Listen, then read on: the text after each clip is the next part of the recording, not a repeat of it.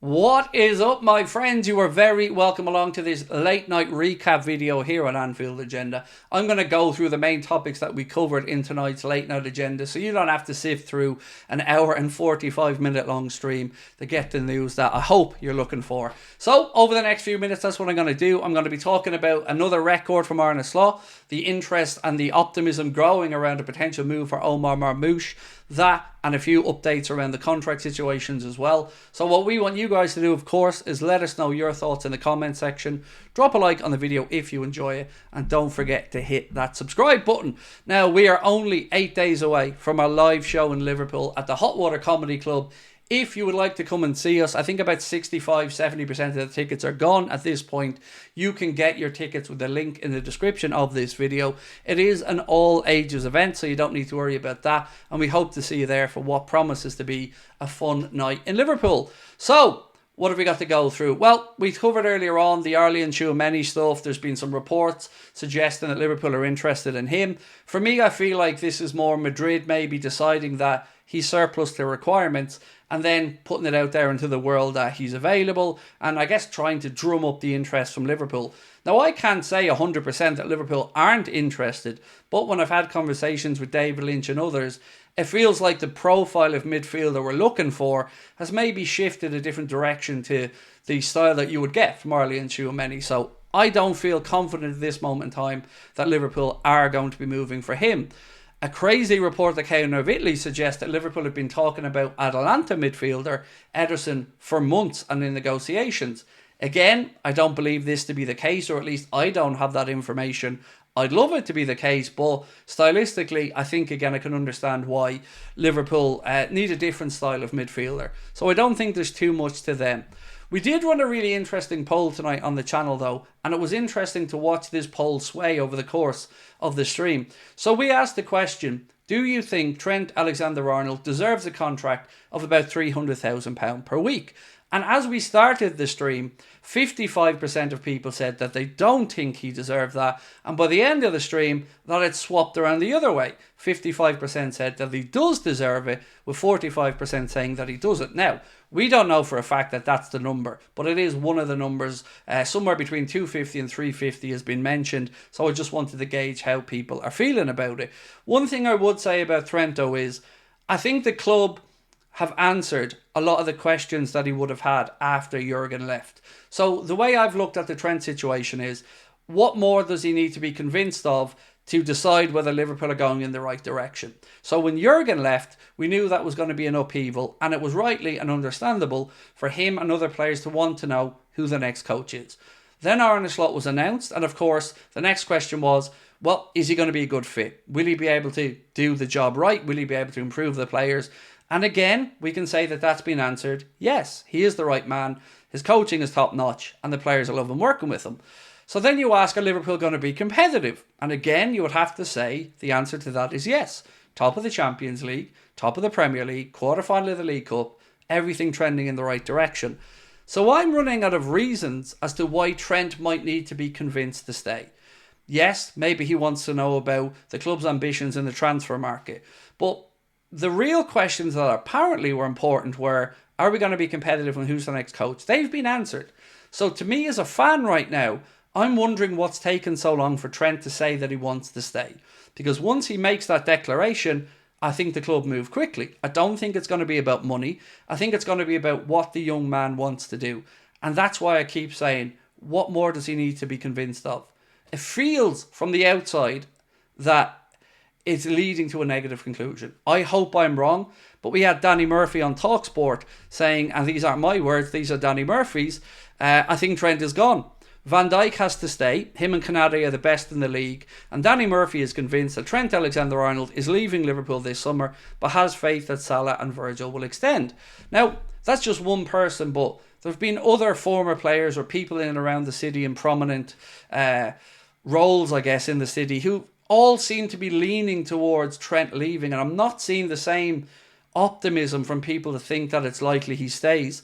And the longer it goes on, you can say he wants to deal with it behind closed doors, but, you know, people are going to wonder what is left to answer. You know, I think Arne Slot and the club have shown they're going in the right direction. So if Trent's made his mind up, I hope that he communicates it as soon as possible.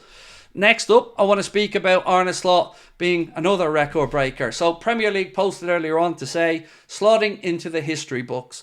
Liverpool head coach Arne Slot becomes the first Premier League boss to win 14 of their first 16 matches in charge of the club. It's actually astonishing on this list how many Chelsea coaches there are. So top of the pile is Arne Slot with 14 wins in 16 games. Then Carlo Ancelotti, Jose Mourinho with 13 wins. Next up, Antonio Conte, 12 wins. Again, Chelsea 3 in a row there. John Gregory. Yes, John Gregory is next on that list with 12. Then Maurizio Sarri and Avram Grant, both with 12. Two former Chelsea managers. And Unai Emery, when he was at Arsenal, finishes off that list. So another incredible accolade there for Arne Slot, showing already that we're moving in the right direction.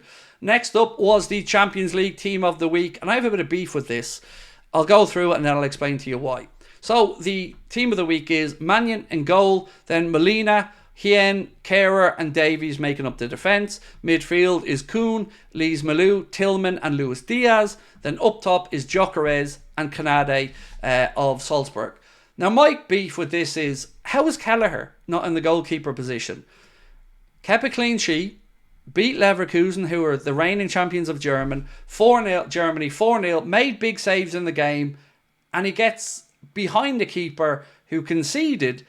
I just doesn't make sense to me. I don't know, maybe I've missed something obvious, but I think Cuivine's unlucky not to be in there.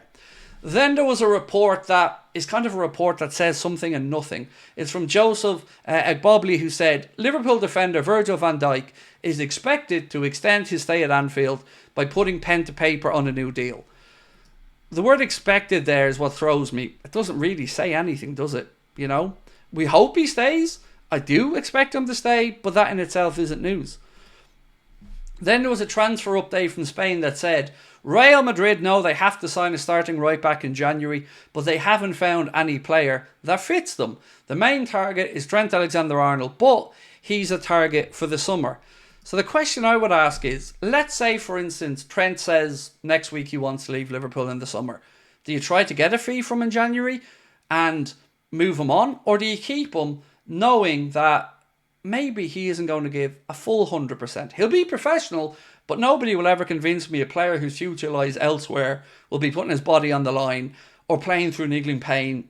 You know, they are selfish by nature because it's their careers, and I understand that. But for me, it'll be interesting to see if he did announce that he wanted to depart, if Liverpool maybe tried to do something with Madrid to... Because I can't see how he stays at the club and it ends well over the next 6 months. I feel like resentment will grow and any poor performance or anything will only be intensified. And I don't want that for Trent. So the last thing tonight is Omar Marmoush. There is a growing belief that Liverpool is where he wants to be. A report in Germany from Sport Bild said there are only two options that he's willing to move from Frankfurt for: Bayern Munich and Liverpool. So I would love Marmoush at Liverpool, and I think most Liverpool fans, or a lot of them, are being won around. He scored another free kick tonight in the Europa League for Frankfurt. But the problem I have here is, I don't think we need a forward as things sit. So if we move somebody on, then bring in Omar Marmoush, and he would be right at the top of my list. But who is that one that may move on? Is it Marmoush because Salah might not extend? Or is it Marmoush because Darwin or Diogo Jota might move on? They're questions that I think we need the answer to before we can realistically expect the club to sign Marmoush. But it is really heartening to hear that he wants to move to the Premier League and that Liverpool is where he has his heart set on if he comes to the Premier League. Outside of that, the only club, according to Sport Bild, that he has an interest in are Bayern Munich. So 50-50 shout, that feels far more like the type of deal that Liverpool would be likely to negotiate outside of the Florian Wirtz interest, which has also been reported today.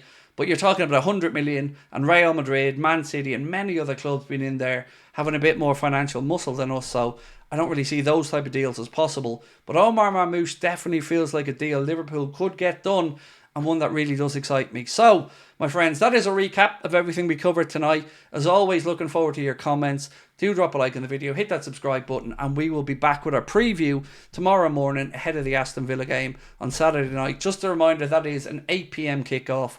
So we'll see you then. Much love. Bye-bye.